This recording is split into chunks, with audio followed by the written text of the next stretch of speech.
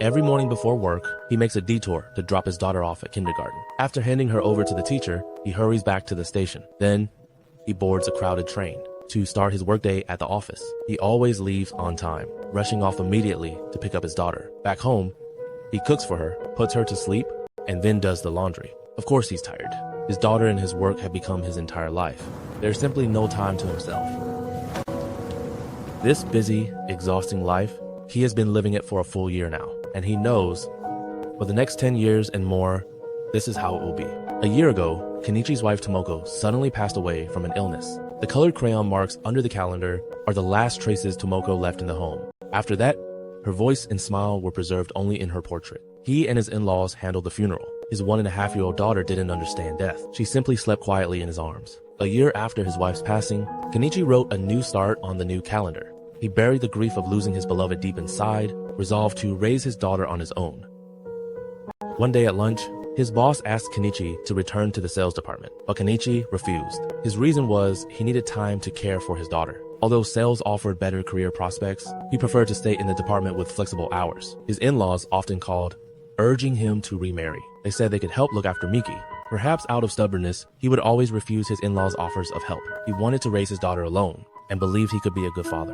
Tomoko's photograph was placed before the household shrine. Late each night, he would come and talk to Tomoko. He would often pour a drink and tell her about the little things that happened that day. A part of him still clung to the fantasy that Tomoko had never truly left this house. One day, as usual, he took Miki to kindergarten, but Miki seemed downcast. She didn't return her teacher's greeting and wasn't her usual lively self. A 3-year-old lacks the words to express her feelings. Kenichi couldn't grasp why Miki was so upset. That evening, an emergency at work required overtime. By the time Kenichi finished, it was already 9 at night. Remembering Miki was still at the kindergarten, he hurried over in a rush. I'm so tired. I don't think I can keep this up. When he finally arrived, Miki was asleep in the teacher's arms. The kind teacher told Kenichi that Miki had been prone to unexplained outbursts lately. Having lost my own mother young, I understand how Miki feels. Every day, she sees other children picked up by their mothers. Perhaps she's noticed she's different. Today, she also told me she loves your hugs very much, but they're always in a hurry. In that moment, Kenichi realized that, in a way, he was failing as a father. In his rush to get to work, every goodbye hug with Miki had been half-hearted. When his daughter was unwell, he could check her temperature. But those subtle shifts in his daughter's heart, he had never noticed. After that, Kenichi began spending more time with his daughter and gradually learned how to be a better father. Under his careful watch, Miki reached her kindergarten graduation. At the ceremony, Miki sang nursery rhymes on stage, while Kenichi recorded her from the audience. His in-laws had tears in their eyes, just like him. 5 years later, Kenichi had finally gotten through the hardest years of child rearing. Miki was now 7 years old. The thoughtful Miki had learned to help with household chores. He still took Miki to school every day. Their walks were now filled with a child's cheerful chatter. But as time quietly passed, he hadn't realized that Miki had already gained the ability to look after herself. パパ、今日からここでいいや。なんで？すぐそこじゃん。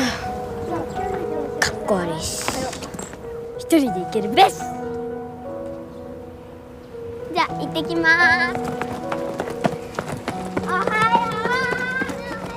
Watching Miki's lively back as she walked away, he felt a sudden pang of loss. Looking back once more at the street they'd walked for years, pushing Miki in her stroller felt like it was just yesterday. He had to admit, Miki was no longer a baby who needed him to push her along. In his free time, he often visited a coffee shop. A shop assistant there bore a striking resemblance to the late Tomoko. He had no particular thoughts about her and kept a polite distance in their interactions. His boss still occasionally asked him out for meals, and still harbored the idea of transferring him back to the sales department. Now that he no longer had to take his daughter to and from school, returning to the business division is better for your career growth. But he declined again. His reason was all the school events. He'd need to take time off often. Then one day, Miki's teacher asked to speak with him. The teacher said Miki had lied in class. She wouldn't admit that her mother had passed away. Mother's Day was coming up, and the class was doing a portrait drawing activity for their moms. When it was each child's turn to talk about their mother, everyone had lively stories to tell. Except for Miki. She couldn't say a single thing about hers. So, in the end, she lied. She insisted stubbornly that her mother was at home. It was then Kenichi understood. Miki had never accepted that Tomoko was gone. And it wasn't just Miki. He himself hadn't fully accepted his wife's death either. His nightly whispers to her had quietly affected Miki, too.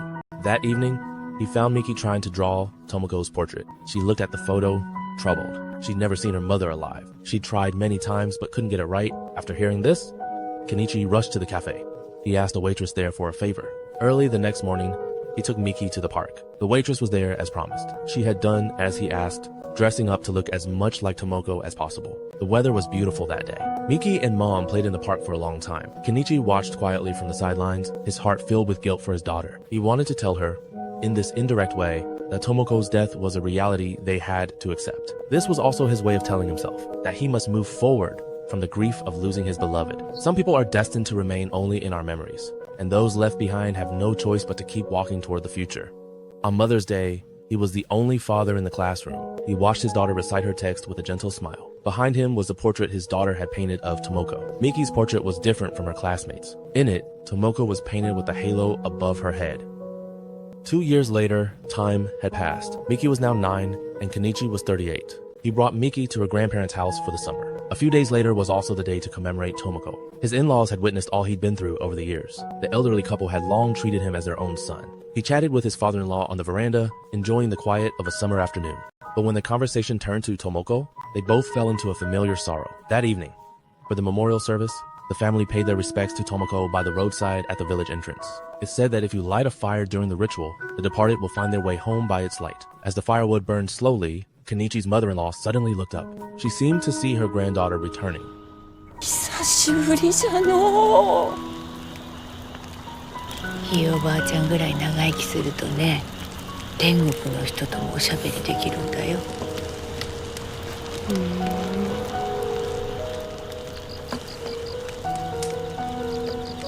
おかえりなさい、お母さん。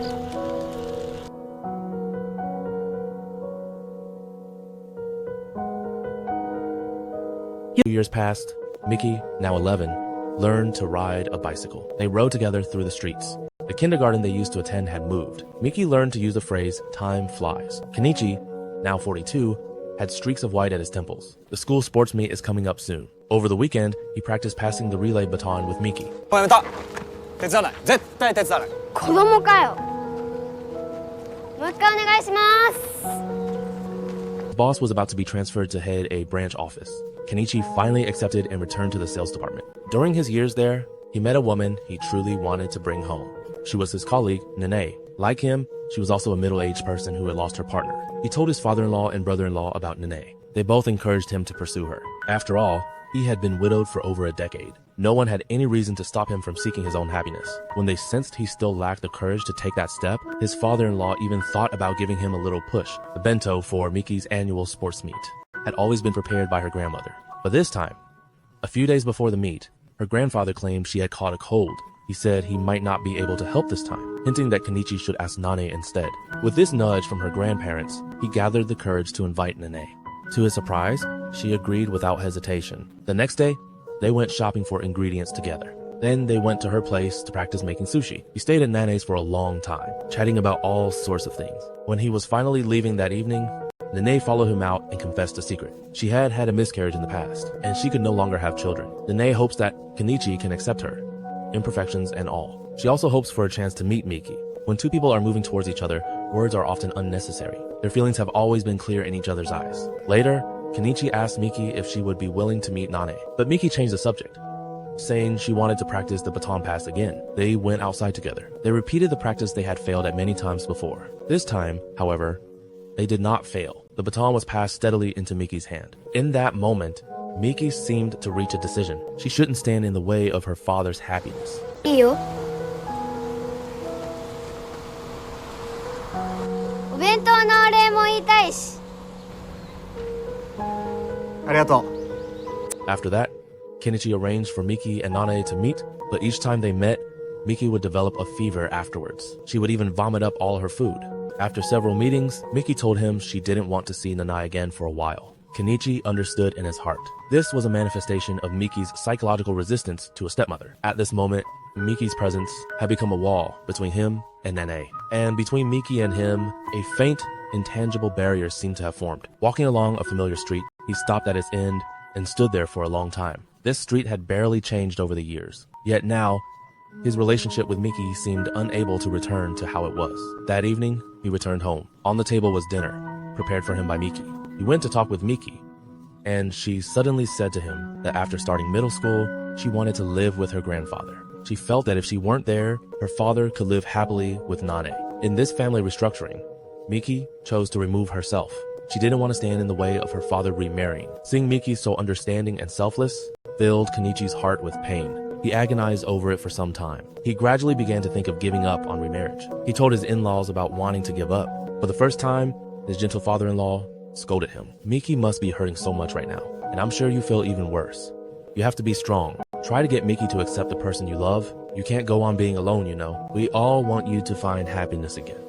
This is the first and last time I'll lecture you as your father. And then your mother had her say, let us meet Nene sometime too, right? Yeah. Sometime later, Kenichi suddenly invited Nane over for breakfast. Miki was furious when she found out. She stormed back to her room, refusing to eat with her. This time, Kenichi was firm. He said they would wait in the living room until she came out. Nene, who had come over, was anxious. She was still worried Miki wouldn't accept her, but Kenichi didn't back down. He believed his sensible daughter would take that first step herself. He and Nane waited for over 10 minutes. Finally, the sound of a door opened and Miki emerged. トイレ。あと言っとくけど。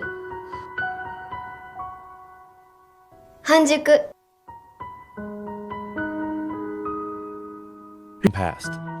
And 2 years later, his father-in-law had a heart attack and was hospitalized. It was serious. He only had a few months left. Kenichi told him Miki kept asking to come visit her grandpa. Yet the stubborn grandfather refused each time. He didn't want Miki to see him in his ill state.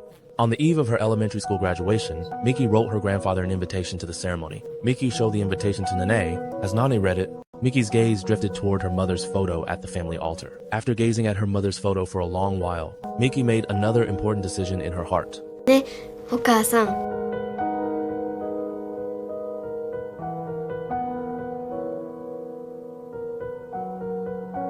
Time Miki had called Nane mom. It was also the first time Nane had ever been called that. She had quietly watched over them and waited for 4 years. Now, she had finally received the child's acceptance. Kiichi brought Miki's invitation to the hospital. Her grandmother read the words aloud beside her grandfather. 本当にお世話になりました。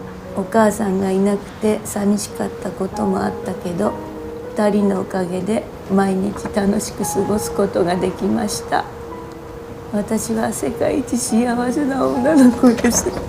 そんな感謝の気持ちを込めて卒業式の後で履歴読めんだろうな。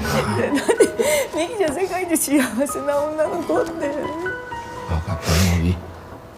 In truth, he had always refused to see Miki because he didn't want his granddaughter to bear the sorrow of losing someone. But he also understood that this kind of grief is something everyone must face. Finally, on a snowy day, Kiichi brought his wife and daughter to the hospital. This time, her grandfather was dressed formally. His face no longer carried the pallor and weakness of severe illness. This was his first time meeting Nene, so he asked Miki to step out for a moment, sending her downstairs to make a snow rabbit for him. He had much he wished to say to Nene, but in the end, those words became her final wishes. ミキちゃんとはケンジ君を頼んだぞ。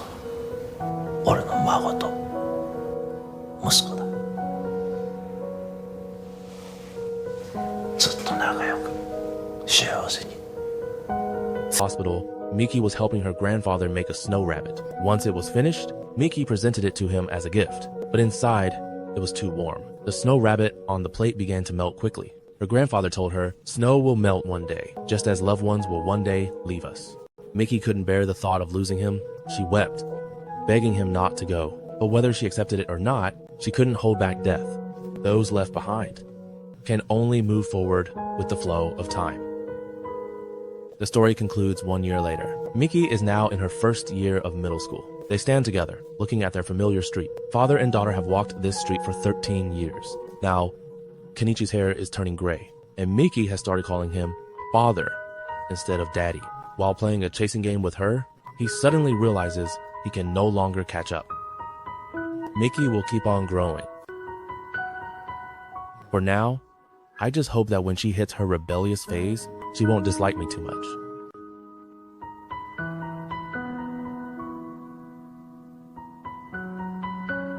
This is a quiet, simple story.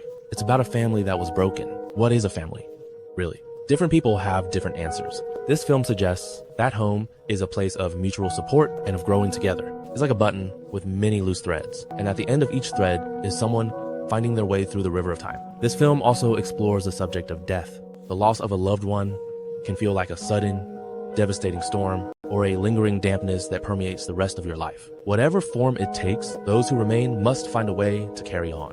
Time waits for no one's grief. The future, unknown to us, will inevitably arrive. In loss, we slowly learn acceptance. In absence, we gradually rebuild ourselves. And before that future comes, we can only keep walking, moving forward one step at a time.